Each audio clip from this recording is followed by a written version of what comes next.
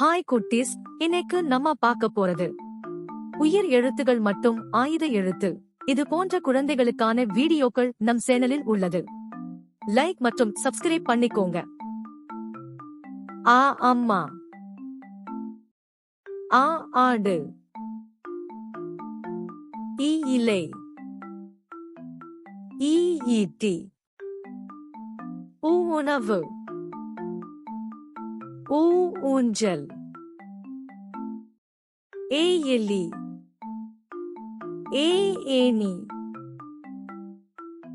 ஐ ஐந்து, ஓ ஒட்டகம், ஓ ஓநாய், அவ் அவ்டதம்,